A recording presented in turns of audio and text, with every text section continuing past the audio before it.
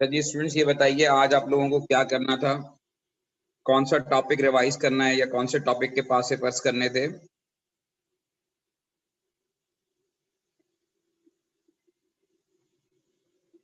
जी, क्योंकि हमने ये डिसाइड किया था कि इन 2 दिनों में हम रिवीजन करेंगे पास पेपर के साथ, ताकि आपको कॉन्सेप्ट भी रिवाइज हो जाएं और पास पेपर के कुछ क्वेश्चंस भी हम सॉल्व करें।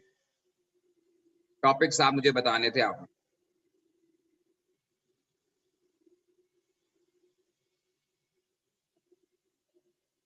जी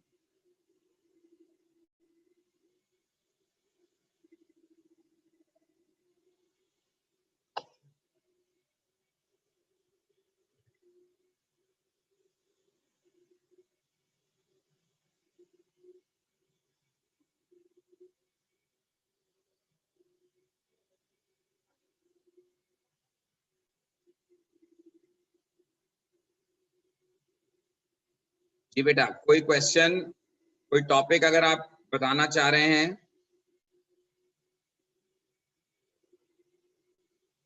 ठीक है, तो मैंने जो है वो आयोनिक इक्विलिब्रिया का जो है ये टॉपिक का पेज ओपन किया है और आयोनिक इक्विलिब्रिया से रिलेटेड कुछ क्वेश्चंस मैं आपको करवाता हूं ताकि आपका ये कॉन्सेप्ट रिवाइज हो जाए। ये क्वेश्चन एक बफर सॉल्यूशन का क्वेश्चन है और ये है कि what do you understand by the term buffer. Buffer के बारे में आपको पता है कि बफर हम कहते हैं a solution which resists in the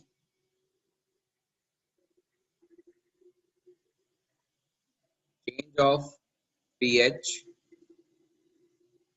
the change of pH upon addition of acid और अल्कली, हम उसे बफर सॉल्यूशन कहते हैं। अब नेक्स्ट, आपने एक बफर सॉल्यूशन बनाया है और ये बफर सॉल्यूशन जो है it is composed of HPO4 2 negative and H2PO4 negative, HPO4 2 negative and H2PO4 negative। अब इसमें आप देखें, पहले वाले में एक H आइन है, दूसरे वाले में 2 H आइन है, तो अल्टीमेटली पहला वाला कॉन्जुगेट बेस एक्ट करेगा, दूसरा वाला एसिड एक्ट करेगा, क्योंकि इसके पास 2 प्रोटॉन है और इसके पास 1 प्रोटॉन है।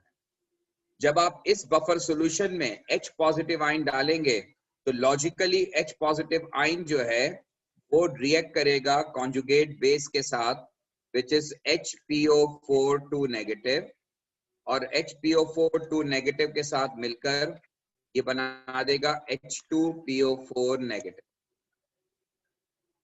क्योंकि एसिड हमेशा, जो आप एसिड डालते हैं बफर सॉल्यूशन में, वो हमेशा कॉन्जुगेट बेस से रिएक्ट करता है, और जब आप इसमें OH नेगेटिव आइन डालेंगे, OH नेगेटिव आइन यहाँ पर मौजूद एसिड से रिएक्ट करेगा और यहाँ पर मौजूद एसिड जो है वो H2PO4 नेगेटिव है, और ये जब एसिड से रिएक्ट करेगा तो ये प्रोड्यूस करेगा OH नेगेटिव, यहाँ से H पॉजिटिव को लेकर वाटर बना देगा और इसके बाद HPO4 2 नेगेटिव बनेगा। ये H आइन और OH आइन के साथ केमिकल इक्वेशन है।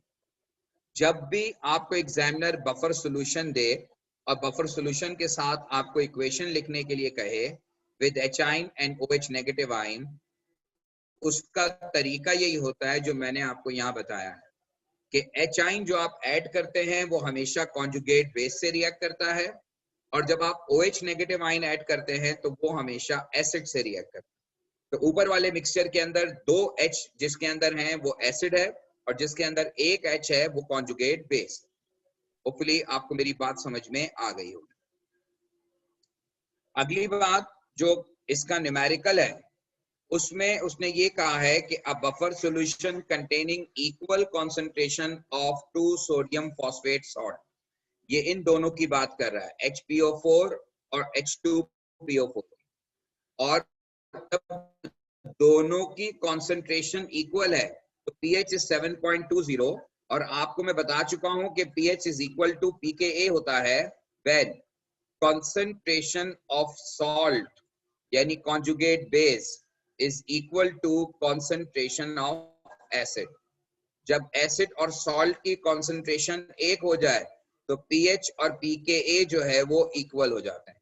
यानी एक्चुअली आपको एग्जामिनर यहाँ पर ये 7.20 दे रहा है, ये pKa दे रहा है, pH नहीं है तो pH, लेकिन ये pH pKa के इक्विवेलेंट होती है जब दोनों की कंसंट्रेशन सेम हो। जब दोनों की कंसंट्रेशन इक्वल हो तो फिर pH और pKa इक्वल हो। अब आपको नेक्स्ट कैलकुलेट करनी है pH।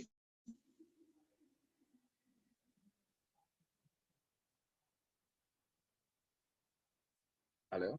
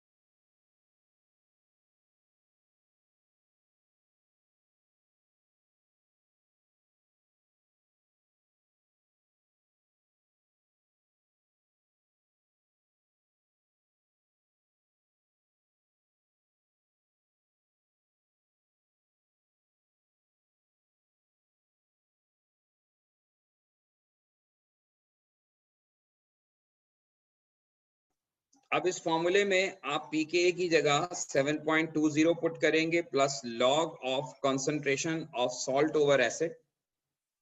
अब यहाँ पर आप जो सॉल्ट इस्तेमाल कर रहे हैं वो वही चीज है, यहाँ 2 हाइड्रोजन है और यहाँ पर 1 हाइड्रोजन है, तो आप 2 हाइड्रोजन वाले को जो है वो एज ए सॉल्ट इस्तेमाल करेंगे और 1 हाइड्रोजन वाले को आप जो है, सॉरी 2 हाइड्रोजन वाले को एज एसिड, तो ये आपका एज एसिड एक्ट करेगा जिसमें 2 हाइड्रोजन है, और जिसमें 1 हाइड्रोजन है वो एक्ट करेगा एज सॉल्ट। सॉल्ट की जगह आप 0.002 कंसंट्रेशन पुट करेंगे और एसिड की जगह आप पुट करेंगे 0.005, और इसको अब आप कैलकुलेट कर लीजिएगा, जो भी पीएच आएगी वो आपका की रिजल्टेंट पीएच हो। और ये बात जहन में रखिएगा, ये वही बुकलेट है जो आपके पास मौजूद है, पेज नंबर 154 पर ये क्वेश्चन है जो मैंने सॉल्व किया है। तो होपफुली बफर सॉल्यूशन का कॉन्सेप्ट रिकॉल हुआ होगा कि बफर सॉल्यूशन में जब आप एसिड या अल्कली डालते हैं तो वो पीएच चेंज होने से रोकते हैं, और जब आपको किसी भी बफर सॉल्यूशन की पीएच कैलकुलेट करनी होती है उसके लिए जो रिक्वायर्ड फार्मूला है और फिर उसके साथ जो तरीका है कि किस तरह से आप 2 सॉल्ट्स का अगर मिक्सचर बनाते हैं उनमें से कौन एज एसिड एक्ट करेगा, कौन एज बेस एक्ट करेगा, और वो किस तरह से होगा, वो मैंने आपके सामने तरीका। होपफुली आपको बात क्लियर हो गई होगी। अगर किसी को कोई कंफ्यूजन है तो वो पूछ ले।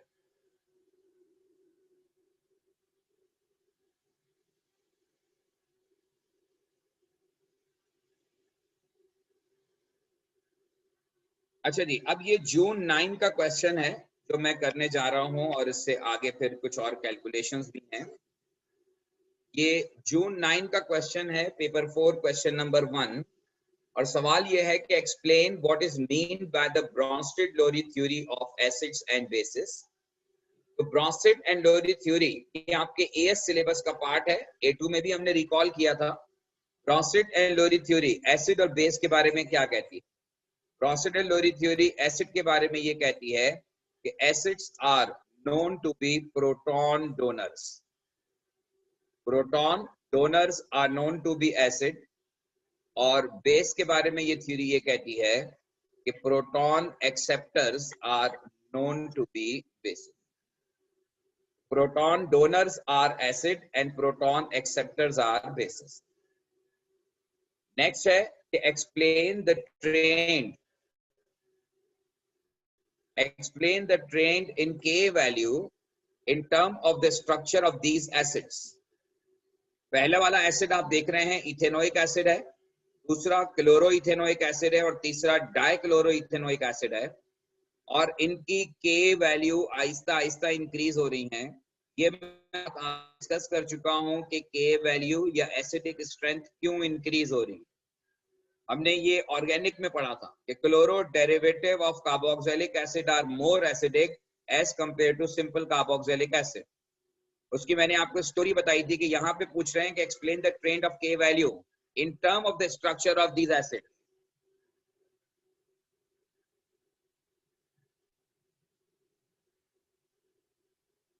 तो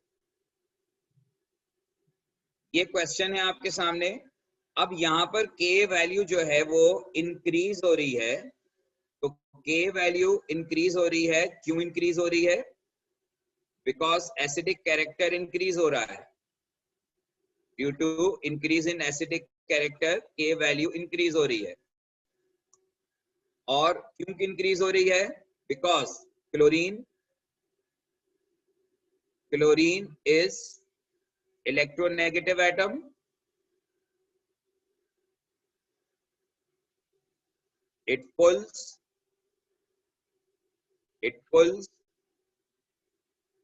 electrons of carboxylic group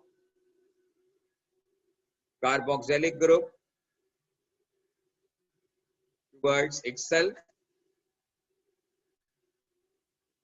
Electron density at oxygen decreases.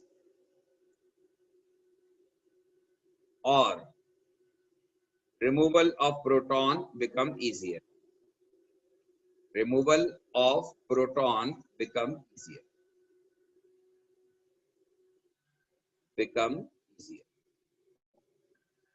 ये है कॉन्सेप्ट रिगार्डिंग के वैल्यू. नेक्स्ट जो है वो है कि calculate the pH of a 0.1 मोल पर DM cube solution of chloro ethanoic acid. अच्छा आप देखो, क्लोरो इथेनोइक एसिड जो है वो वीक एसिड है. वीक एसिड इसलिए है कि इसकी के वैल्यू गिवन है. जिस एसिड की के वैल्यू गिवन होती है वो वीक एसिड होता है. और वीक एसिड की पीएच कैलकुलेट करने के लिए हम डायरेक्ट उसकी पीएच कैलकुलेट नहीं कर सकते. उसके लिए पहले हमें एक फॉर्मूला इस्तेमाल करना होगा. वो है अंडर रूट ऑफ के ए इनटू कॉन्सेंट्रेशन ऑफ एसिड. इस फॉर्मूले से आप एच आइन की कॉन्सेंट्रेशन निकालेंगे. इस फॉर्मूले से आप एच आइन की कॉन्सेंट्रेशन निकालेंगे. और फिर एच आइन की कॉन्सेंट्रेशन निकालने के लिए के ए जो है, जो क्लोरो वाला है, वो 1.3 10 to the power minus 3 है. तो 1.3 10 to the power minus 3 into concentration which is 0.10. और ये H पॉजिटिव आयन की वैल्यू है. और ये हो जाएगा 1.3 10 to the power minus 3 मोल पर डीएम क्यूब. और अब आप पीएच कैलकुलेट करने के लिए negative log of 1.3 10 to the power minus 3 लेंगे. अब इसका जो आंसर होगा that will be pH of solution.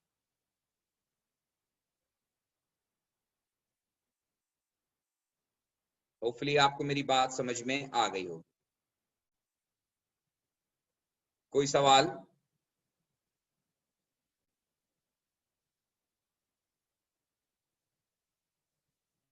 अच्छा, अब इस नेक्स्ट क्वेश्चन का जो पार्ट है, इसमें आपको कर्व स्केच करना है and use the following axis to sketch the titration curve obtained when 20 cm cube of NaOH is added gradually to 10 cm cube acid.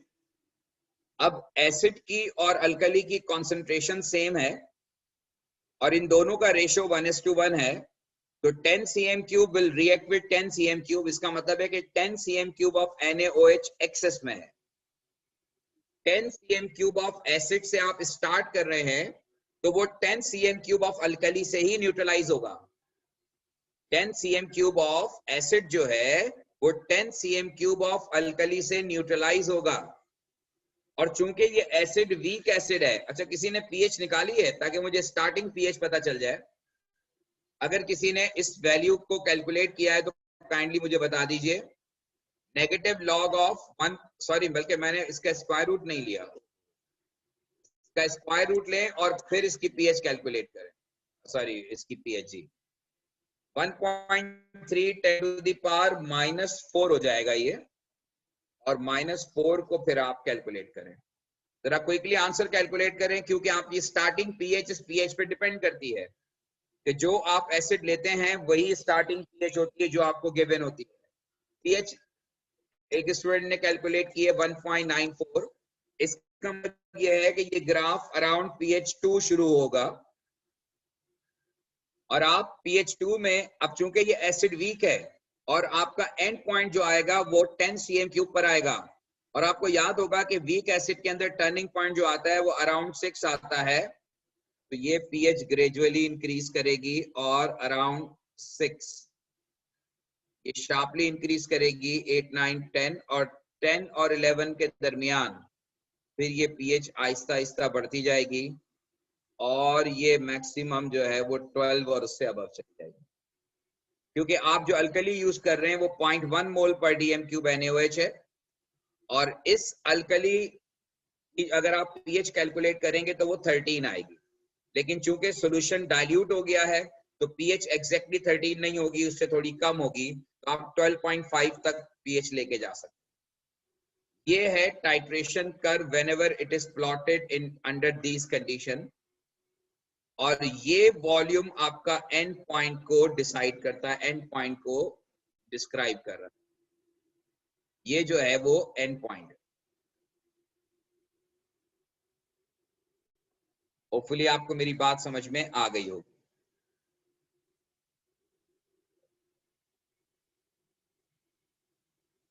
अगर कोई क्वेश्चन है तो पूछ लीजिए।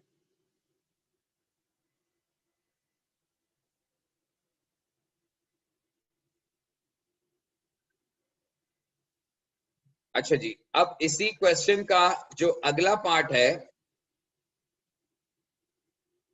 उसमें right suitable equation two show how a mixture of ethanoic acid and sodium ethanoate act as a buffer solution to control pH when either an acid or alkali is added. अब आपको mixture जो कह रहे हैं, एक है ethanoic acid और दूसरा है सोडियम इथेनोएट। सोडियम इथेनोएट का मतलब यह है कि ये इथेनोएट आयन है, ये कॉन्जुगेट बेस है और ये आपका वीक एसिड है। तो एक एसिड हो गया और एक कॉन्जुगेट बेस हो गया, जो कि नॉर्मली कॉन्जुगेट बेस की जो सोर्स होती है वो नॉर्मली सॉल्ट होता है। ये कॉन्जुगेट बेस सॉल्ट से आता है। Sodium ethanoate is a source of ethanoate ion. अब जब आप इस बफर सॉल्यूशन में H पॉजिटिव आयन और OH नेगेटिव आयन डालेंगे, यानी एसिड या अल्कली डालेंगे, तो जो मैंने पिछला कॉन्सेप्ट आपको करवाया था वही कॉन्सेप्ट यहाँ पर भी यूज होगा। और वो पिछला कॉन्सेप्ट क्या करवाया था कि जब आप इस बफर सॉल्यूशन के अंदर एसिड डालेंगे तो acid reacts with conjugate base, यानी H पॉजिटिव आयन जब आप ऐड करेंगे इस बफर सॉल्यूशन में तो ये H पॉजिटिव आयन जो है ये रिएक्ट करेगा विद कॉन्जुगेट बेस और ये इसे कन्वर्ट कर देगा इनटू एसिड। और जब आप अल्कली इस्तेमाल करेंगे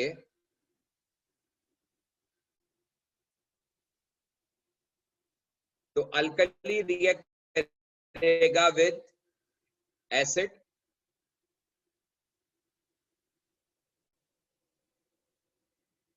और ये प्रोड्यूस करेगा conjugate base and H2।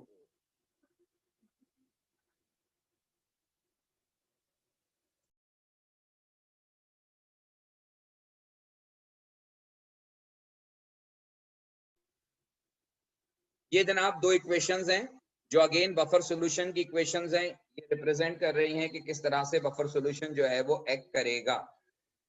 Hopefully आपको मेरी बात समझ में आ गई होगी। Next, calculate the pH of a buffer solution containing 0.1 mole per dm cube ethanoic acid and 0.2 mole per dm cube sodium ethanoate।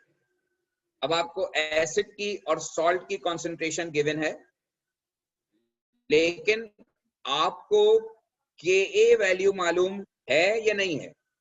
देखिए इस क्वेश्चन के अंदर कहीं pK वैल्यू गिवन नहीं है, लेकिन ये क्वेश्चन कंटिन्यू हो रहा है पिछले क्वेश्चन से, और पिछले क्वेश्चन का पार्ट में बी पार्ट में उसने इथेनोइक एसिड की के वैल्यू गिवन थी 1.7 10 टू द पावर -5, और ये क्वेश्चन इसी तरह कंटिन्यू हो रहा है। तो यहाँ पर एक्चुअली के वैल्यू जो है वो है 1.7 10 टू द पावर -5।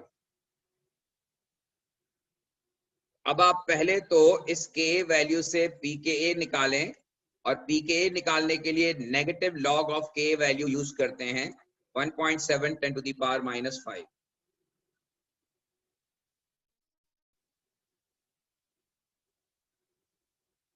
जी जनाब, क्या वैल्यू आ रही है?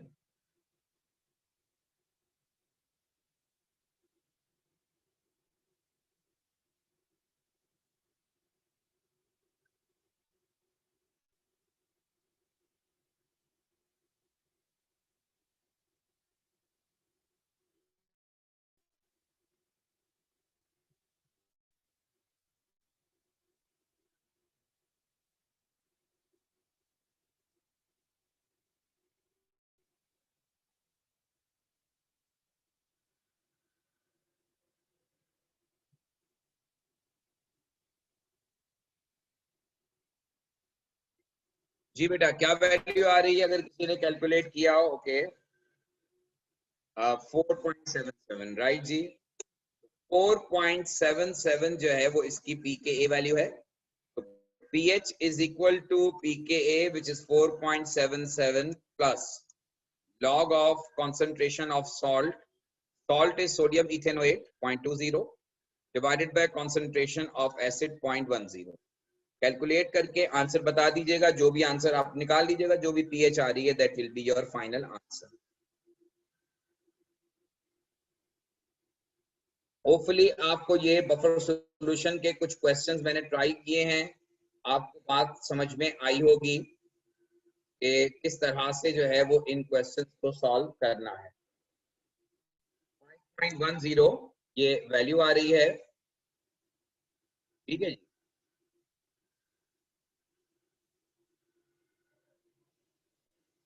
अच्छा, नेक्स्ट नवंबर 9 का ये क्वेश्चन है। ये भी एएस के कॉन्सेप्ट से रिलेटेड ज्यादा आया था, इसमें केएसटी का कॉन्सेप्ट भी है, वो भी रिकॉल हो जाएगा। और एएस का फर्स्ट 3 मार्क का क्वेश्चन जो है वो ये एएस से रिलेटेड है, और इसमें ऑब्जर्वेशन है with chloride, bromide and iodide ion. आपको शायद याद हो, ये टेस्ट आपने प्रैक्टिकल में भी किया था और थ्योरी में भी पढ़ा था ग्रुप 17 में। ये ग्रुप 17 के आयंस की आइडेंटिफिकेशन के लिए हम सिल्वर नाइट्रेट यूज करते हैं। सिल्वर नाइट्रेट जो है, जब आप ऐड करते हैं क्लोराइड, ब्रोमाइड और आयोडाइड में, तो सिल्वर नाइट्रेट जो है ये प्रेसिपिटेट बनाता है। क्लोराइड के साथ इसके प्रेसिपिटेट व्हाइट होते हैं, और ब्रोमाइड के साथ ये ऑफ व्हाइट प्रेसिपिटेट बनाता है, और आयोडाइड के साथ ये येलो प्रेसिपिटेट्स बनाता है। क्लोराइड, ब्रोमाइड और आयोडाइड के साथ ये प्रेसिपिटेट्स हैं, observation when dilute ammonia is added, आप क्या करते हैं, फॉलोड बाय डाइल्यूट अमोनिया करते हैं। पहले आपने AgNO3 डाला, फिर उसके बाद आपने उसमें अमोनिया डाला। तो अमोनिया डालने पर क्लोराइड के जो व्हाइट प्रेसिपिटेट्स होते हैं वो डिसॉल्व हो जाते हैं, ब्रोमाइड के पार्शियली डिसॉल्व होते हैं, और आयोडाइड के रिमेन इनसॉल्युबल। ये डाइल्यूट अमोनिया के साथ होता है कि white precipitates of chloride dissolve हो जाते हैं, ब्रोमाइड के of white precipitates partially dissolve होते हैं, जबकि आयोडाइड के जो हैं वो रिमेन इनसॉल्युबल होते हैं। अब अगर आप कॉन्सेंट्रेटेड की बात करें तो कॉन्सेंट्रेटेड में ये डिसॉल्व होते हैं, ब्रोमाइड भी कंप्लीटली डिसॉल्व होते हैं, लेकिन आयोडाइड रिमेन इनसॉल्युबल होते हैं। आयोडाइड दोनों कंडीशन में डिसॉल्व नहीं होते। तो ये क्लोराइड, ब्रोमाइड और आयोडाइड का जो है वो अप्रोच है। इसमें अब अगर आपका कोई कंफ्यूजन है या कोई क्वेश्चन है तो पूछ लीजिए।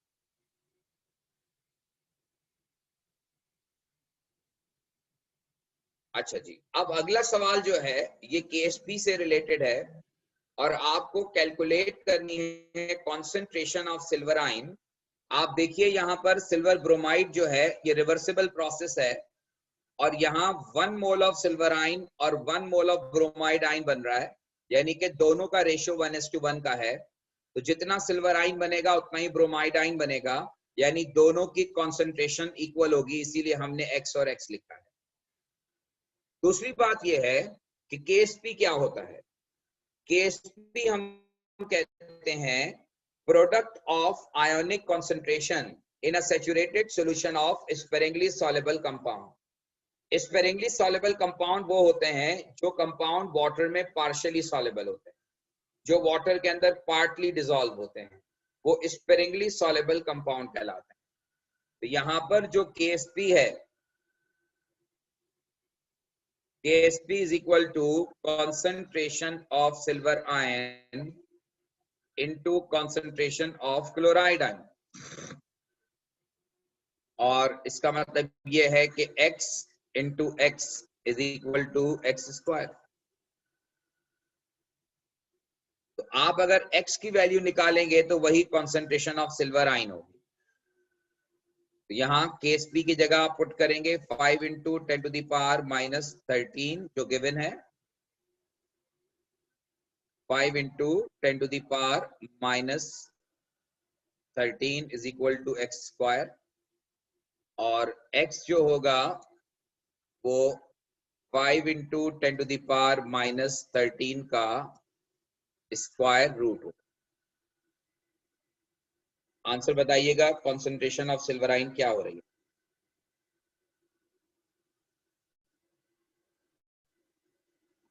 Concentration 7.1 10 to the power minus 7 आ रही है, ये कॉन्सेंट्रेशन ऑफ सिल्वर आयन है। State and explain whether silver bromide will be less or more soluble in 0.1 mole per dm cube KBr than it is in pure water। Pure water के मुकाबले में silver bromide 0.1 मोल पर DM cube KBr में ज्यादा soluble होगा या कम soluble होगा। ये कॉन्सेप्ट हमने पढ़ा था कॉमन आयन इफेक्ट में।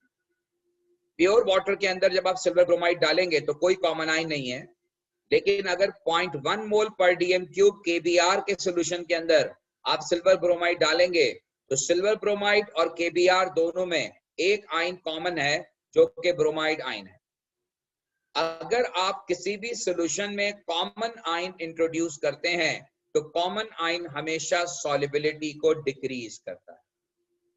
कॉमन आयन जो है वो सॉल्युबिलिटी को डिक्रीज करेगा, क्योंकि सिल्वर ब्रोमाइड जो है जब ये डिसॉल्व हो रहा है to make silver ion and bromide ion, और आपने अगर KBr डाला इसके अंदर या KBr को इसके अंदर डाला तो bromide ion will be considered as common ion और कॉमन आयन की वजह से इक्विलिब्रिया जो है, कॉमन आयन की वजह से इक्विलिब्रिया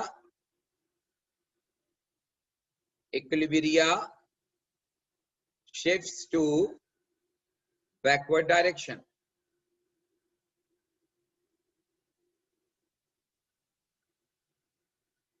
इक्विलिब्रिया जो है वो शिफ्ट होगा टू बैकवर्ड डायरेक्शन, और जब equilibria shift to backward direction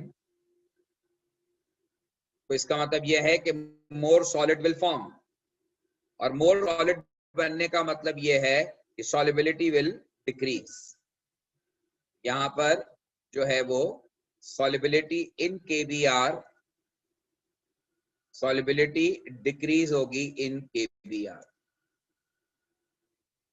pure water के मुकाबले में केबीआर में सॉल्युबिलिटी डिक्रीज करें। होपफुली आपको मेरी बात समझ में आ गई हो।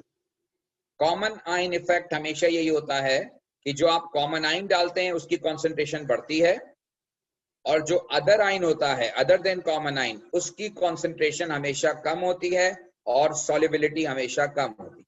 क्योंकि कॉमन आयन डालने से इक्विलिब्रिया बैकवर्ड डायरेक्शन में शिफ्ट करता है, और जब इक्विलिब्रिया बैकवर्ड डायरेक्शन में जाएगा तो ultimately more solid will form, और जब मोर सॉलिड बनेगा तो डेफिनेटली हमें ये बात समझ में आ रही है कि मोर सॉलिड के बनने का मतलब ये है कि सॉल्युबिलिटी कम हो जाएगी, क्योंकि कंपाउंड जो डिसॉल्व नहीं होगा वही सॉलिड की फॉर्म में या प्रेसिपिटेट की फॉर्म में हमें ऑब्टेन होता है।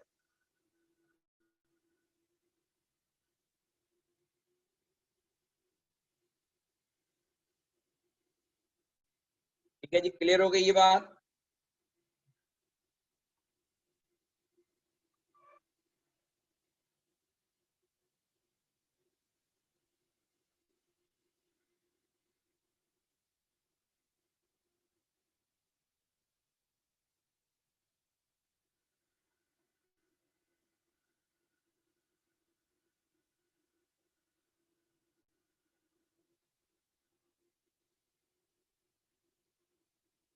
अच्छा जी, अब आते हैं हम नेक्स्ट पार्ट की तरफ, और ये नेक्स्ट पार्ट एएस से रिलेटेड है। केसी का एक्सप्रेशन लिखना है, और केसी एक्सप्रेशन आपको पता है कि प्रोडक्ट अपॉन रिएक्टेंट होता है। एक एक्सप्रेशन में silver RNH2 taking twice overall positive charge divided by concentration of silver ion into concentration of RNH2 का स्क्वायर। ये केसी एक्सप्रेशन है, प्रोडक्ट अपॉन रिएक्टेंट, और जो इसका यूनिट होगा मोल पर डीएम क्यूब, मोल पर डीएम क्यूब से कैंसिल हो जाएगा, और इसका यूनिट बचेगा 1 अपॉन मोल पर डीएम क्यूब स्क्वायर, और 1 अपॉन मोल पर डीएम क्यूब स्क्वायर का मतलब ये है कि ये DM6 और मोल -2 होगा।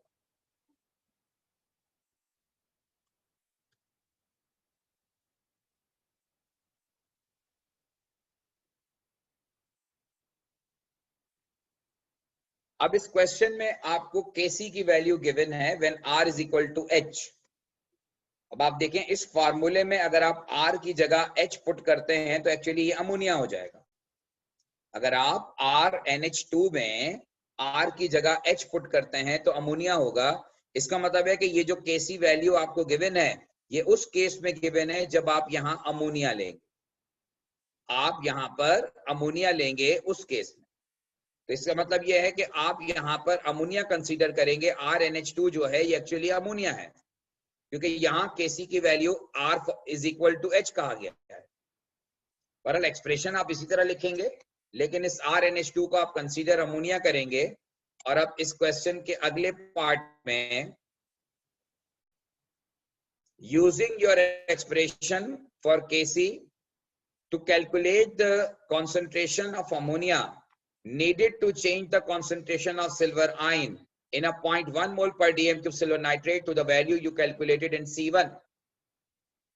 अब C1 में हमने जो कॉन्सेंट्रेशन कैलकुलेट की थी सिल्वर आयन की वो 7.1 10 to the power -7 थी। अब आप देखिए ये क्वेश्चन जो है थोड़ा मुश्किल है।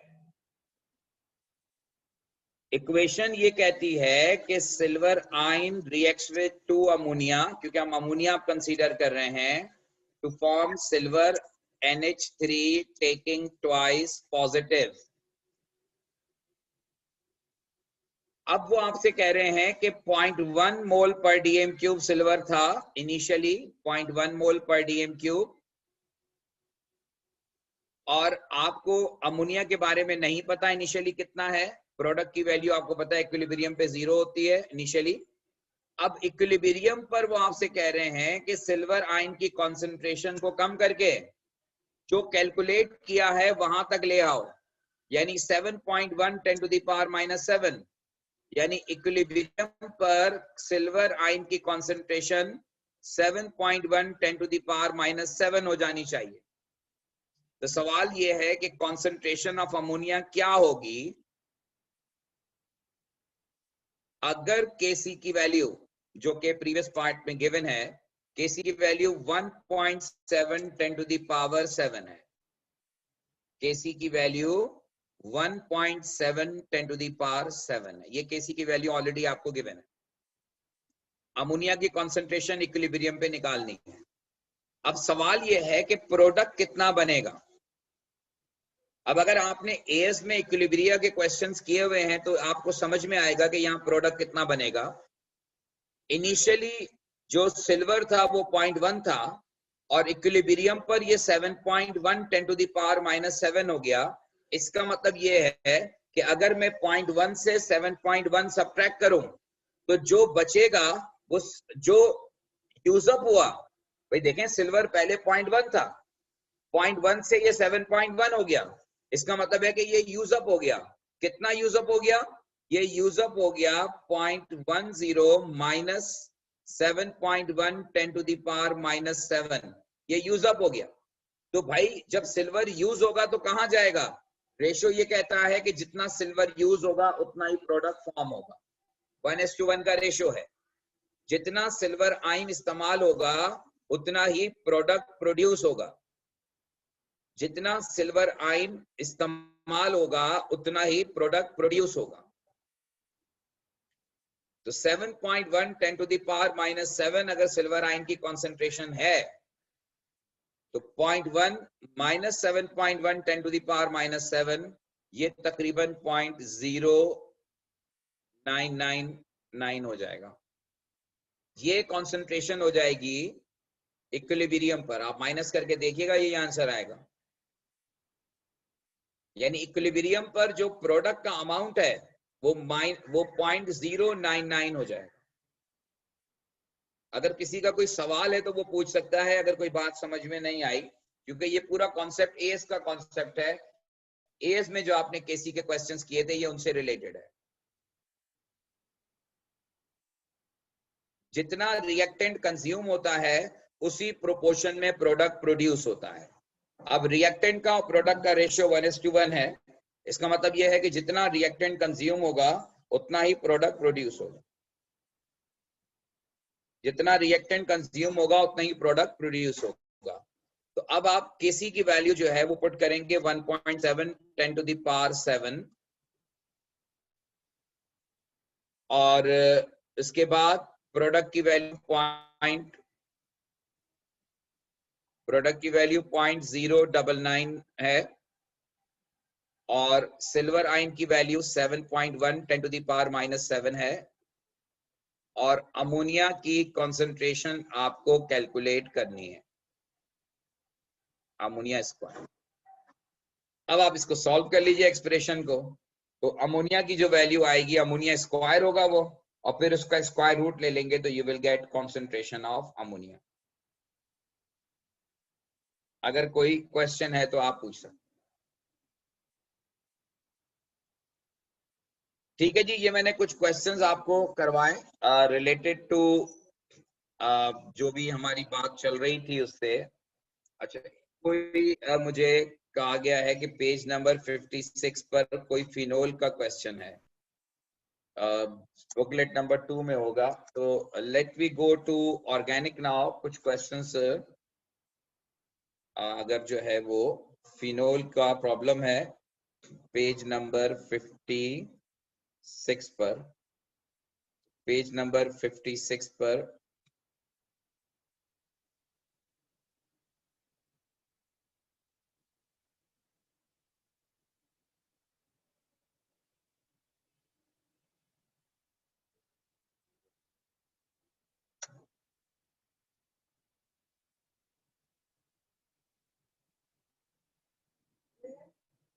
अच्छा जी, ये जिस बच्चे ने भी ये पूछा, ये इंतहाई पढ़ा लिखा सवाल है। ये इसको समझाना एक बहुत मुश्किल काम है ऑनलाइन तो खैर, और ना आपको रिएक्शंस याद होंगे, तो ये काम वैसे बहुत मुश्किल है। लेकिन बहरहाल ये जो सवाल है वो ये है कि एक कंपाउंड है C7H12O, और जब इसे कॉन्सेंट्रेटेड एसिडिफाइड KMnO4 के साथ हीट किया गया,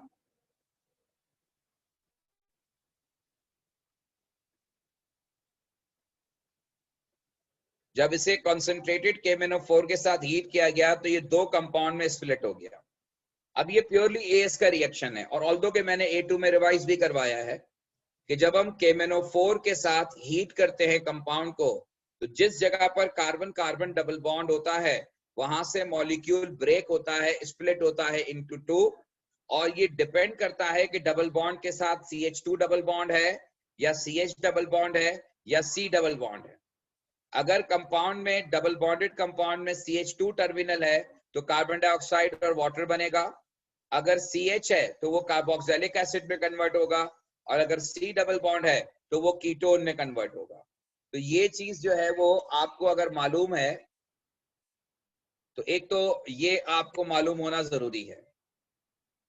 उसके बाद अगली चीज जो है, जो कंपाउंड डी है जिसको इन्होंने KMnO4 से रिएक्ट करवाया, वो कंपाउंड डी जो है वो आयोडोफॉर्म टेस्ट नहीं दे रहा। आयोडोफॉर्म टेस्ट होता है CH3CO ग्रुप के लिए। इसका मतलब ये है कि इस कंपाउंड के अंदर CH3CO ग्रुप नहीं है। फेलिंग सॉल्यूशन का टेस्ट पॉजिटिव आने का मतलब यह है कि इसमें एल्डिहाइड मौजूद है और फार्मूले में एक ही ऑक्सीजन है। इसका मतलब है कि एक बात तो डिसाइड हो गई कि इस कंपाउंड में एल्डिहाइड यानी CHO ग्रुप मौजूद है।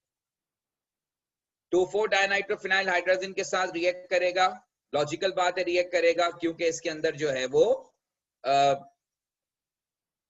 कार्बोनाइल ग्रुप मौजूद है, क्योंकि एल्डिहाइड का टेस्ट कंफर्म हो रहा है। और सोडियम कार्बोनेट के साथ नो रिएक्शन का मतलब ये है कि इसके अंदर कार्बोक्सिलिक ग्रुप नहीं है। वैसे भी कार्बोक्सिलिक ग्रुप नहीं हो सकता क्योंकि एक ऑक्सीजन पे कार्बोक्सिलिक ग्रुप होता भी नहीं। अब जब इस कंपाउंड डी को KMnO4 के साथ रिएक्ट करवाया, तो कंपाउंड को KMnO4 के साथ रिएक्ट करवाने पर दो प्रोडक्ट बने, C3H6O और C4H6O3। अब C3H6O इस कंपाउंड E, और कंपाउंड E में आयोडोफॉर्म टेस्ट आ रहा है, और आयोडोफॉर्म टेस्ट आने का मतलब यह है कि इस कंपाउंड में CH3C डबल बॉन्ड O मौजूद है, और फेलिक सॉल्यूशन का टेस्ट नहीं आ रहा। इसका मतलब एल्डिहाइड नहीं है। लेकिन 2,4 डायनाइट्रोफिनाइल हाइड्रोजन का टेस्ट आने का मतलब यह है कि कार्बोनाइल ग्रुप मौजूद है, और सोडियम कार्बोनेट के साथ टेस्ट नहीं आ रहा। इसका मतलब है कि इसमें कार्बोक्सिलिक ग्रुप नहीं है, लेकिन टोटल 3 कार्बन का कीटोन है। इसका मतलब है ये, क्योंकि 2,4 डायनाइट्रोफिनाइल हाइड्रोजन के साथ टेस्ट पॉजिटिव है, फेलिक सॉल्यूशन का टेस्ट नेगेटिव है। इसका मतलब ये हुआ कि ये कीटोन है। तो ये हमारा 3 कार्बन का कीटोन हो गया। ये स्ट्रक्चर है जो 3 कार्बन का कीटोन होगा। अब ये जब तक आपको एएस की नॉलेज नहीं है, ये पूरा क्वेश्चन एएस की बेस पर है, और ऐसे क्वेश्चंस भरे हुए हैं पास पेपर में। नेक्स्ट, आयोडोफॉर्म टेस्ट आ रहा है अगेन, और आयोडोफॉर्म टेस्ट आने के साथ साथ 2,4 डायनाइट्रोफिनाइल हाइड्रोजन के साथ भी टेस्ट पॉजिटिव आ रहा है। इसका मतलब यह है कि कंपाउंड में CH3C डबल बॉन्ड O मौजूद है। और इसके अलावा 4 कार्बन है और कार्बोक्सिलिक ग्रुप भी मौजूद है, तो 4 कार्बन में कार्बोक्सिलिक का मतलब यह है कि कार्बोक्सिलिक ग्रुप हमेशा टर्मिनल कार्बन पर होता है। तो ये दो कंपाउंड के स्ट्रक्चर हमने आइडेंटिफाई कर लिए, ई और एफ के। हमने ई और एफ का स्ट्रक्चर आइडेंटिफाई कर लिया। अब हमें सोचना है कि स्ट्रक्चर ऑफ डी क्या होगा, क्योंकि जब हमने डी को KMnO4 के साथ हीट किया था तो ये दो प्रोडक्ट्स बने थे। अब आपको ये बात पता है कि अगर आपके ओरिजिनल कंपाउंड में C डबल बॉन्ड होगा तो उस जगह पर C डबल बॉन्ड O यानी कीटोन बनेगा।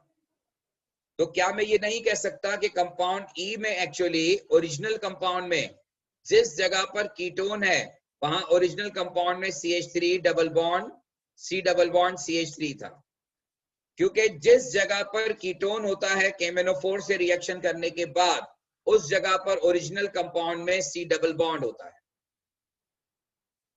और कंपाउंड F में आप देखिए, कंपाउंड F में भी यही सिचुएशन है कि जिस जगह पर C डबल बॉन्ड O है तो इसका मतलब है कि वहां C डबल बॉन्ड है और इधर CH3 है, इधर CH2 है और इधर CHO है, क्योंकि यहाँ पे जो हमने CHO आइडेंटिफाई किया था वो ऑक्सीडाइज होकर यहाँ कार्बोक्सिलिक एसिड बन गया। ये भी AS की नॉलेज है।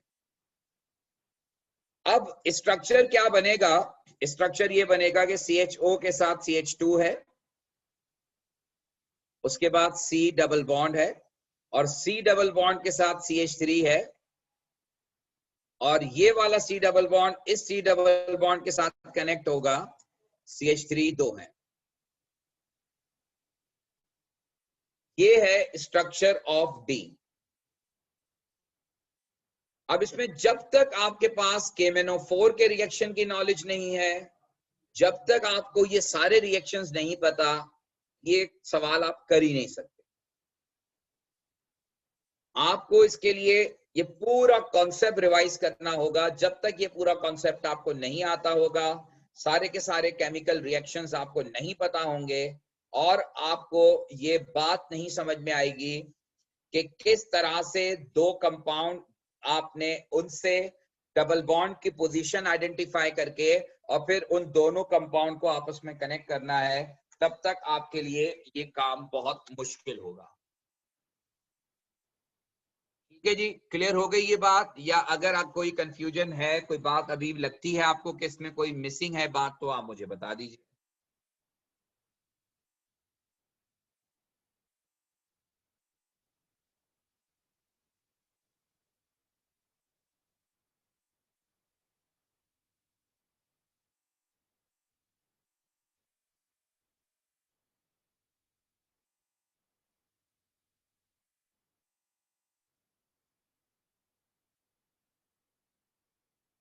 ठीक है जी, और कोई प्रॉब्लम अगर है तो बताइए। कोई और प्रॉब्लम अगर है तो बताइए। ठीक है जी, फिर आप लोग अगर बेहतर है कि क्वेश्चंस अपने लेकर बैठे तो मेरे लिए भी आसानी होगी। मैं रेंडमली नहीं करवाऊंगा, आपके प्रॉब्लम्स को एड्रेस करूंगा। लेकिन अगर इसी तरह आप कल भी होंगे तो कल भी वो फिर रैंडम सॉल्यूशन ही होगा सारा। अभी भी कोई अगर क्वेश्चन है तो आप पूछ सकते हैं।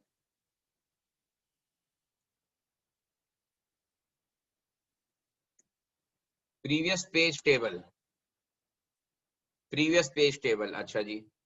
प्रीवियस पेज टेबल में क्या है? In the following table place a tick in the column against each compound that would give a positive result.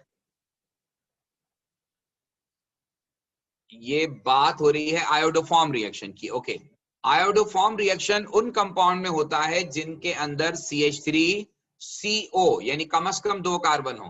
तो पहले वाले के साथ तो आयोडोफॉर्म रिएक्शन हो ही नहीं सकता, दूसरे वाले के साथ होगा क्योंकि इसके अंदर CH3CH2OH है, यानी कि ये इस कंडीशन को फॉलो कर रहा है, CH3CO कंडीशन। इस कंपाउंड में भी आयोडोफॉर्म रिएक्शन होगा क्योंकि ये भी CH3CO कंडीशन फॉलो कर रहा है। कार्बोक्सिलिक एसिड आयोडोफॉर्म रिएक्शन नहीं देते, यहां भी आयोडोफॉर्म रिएक्शन नहीं होगा, लेकिन इस कंपाउंड में आयोडोफॉर्म रिएक्शन होगा क्योंकि यहां पर CH3 C double bond O मौजूद है। तो यहां आयोडोफॉर्म रिएक्शन होगा, इसलिए इसको आप टिक कर दें। होपफुली आपको मेरी बात समझ में आ गई होगी।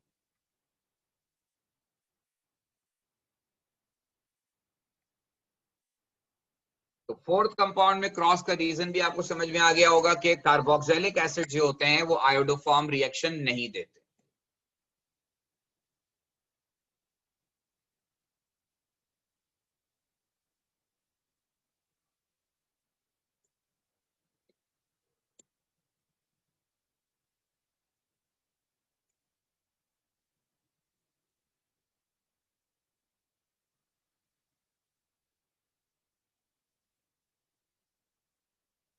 पेज नंबर 49 में अभी हमने हाइड्रोलिसिस ऑफ अमाइड नहीं किया ना, हमने अमाइड कर लिया या नहीं किया? हाल कर लिया है।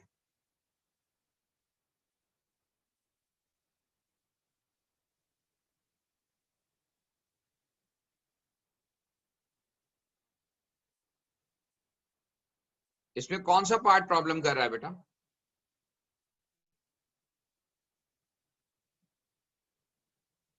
इसमें कौन सा पार्ट आपसे नहीं हो रहा? अगर प्रॉब्लम इसमें जो हो सकता है वो इसमें हो सकता है कि जहां इसकी हाइड्रोलिसिस होगी, जब इसकी हाइड्रोलिसिस होगी, इसने नहीं बताया एसिडिक या बेसिक, तो हाइड्रोलिसिस आप कोई भी कर सकते हैं। अब देखिए यहां पर है एक्चुअली इस कंपाउंड में दो फंक्शनल ग्रुप्स हैं। ये अमाइड लिंकेज है CON और COO ये एस्टर लिंकेज है। तो जब आप हाइड्रोलिसिस करेंगे तो यहां से अमाइड लिंकेज ब्रेक होगा और एक प्रोडक्ट बनेगा CH3NH2 और दूसरा प्रोडक्ट बनेगा C के साथ OH आ जाएगा और C डबल बॉन्ड O अपनी जगह मौजूद है। क्योंकि आपको पता है कि अमाइंस जब हाइड्रोलाइज होते हैं, सॉरी अमाइड, तो एक तरफ अमाइन बनता है, एक तरफ कार्बोक्सिलिक एसिड बनता है, तो C डबल बॉन्ड O के साथ इधर OH आ जाएगा। नेक्स्ट, ये एस्टर लिंकेज है। ये एस्टर लिंकेज जब यहां से ब्रेक होगा तो एक प्रोडक्ट बनेगा फिनोल, O के साथ H आएगा और CO के साथ OH आ जाएगा। तो ये प्रोडक्ट जो बनेगा ये है H2CO3। ये तीन प्रोडक्ट्स बनेंगे इस रिएक्शन। इसमें एस्टर और अमाइड दोनों लिंकेजेस हैं, लिहाजा हाइड्रोलिसिस पे ये दोनों लिंकेजेस ब्रेक होंगी। होपफुली आपको मेरी बात क्लियर हो गई हो।